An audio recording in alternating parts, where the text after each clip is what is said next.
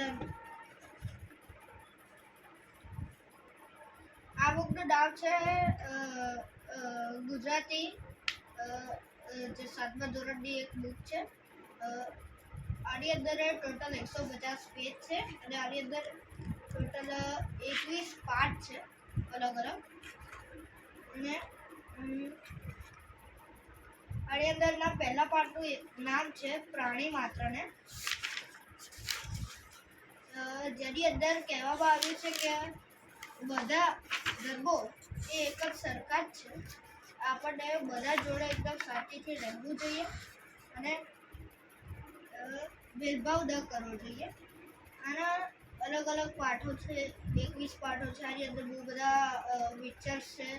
આના બીજા પાઠનું નામ છે ગુપ્તદાન, જેની અંદર એક શેઠ હોય છે અને એક ડૉક્ટર હોય છે.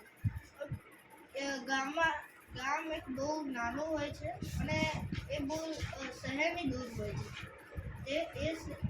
ત્યારે ગામમાં મેલેરિયાનો પ્રકોપ આવે છે અને ગામ એક બહુ સમસ્યામાં પડી જાય છે. અને ડૉક્ટર પાસે તે પૈસા નહીં હોતા જેથી એ દવા લઈ શકે. અને થોડીક જ દવા હોય છે.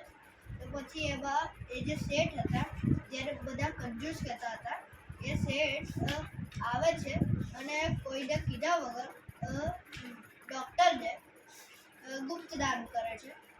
અને આપણને શીખવવામાં આવે છે કે આપણે એક હાથથી દાન કરીએ તો બીજા હાથને પણ ખબર ના પડી જોઈએ. એને જ ગુપ્તદાન કહેવાય છે.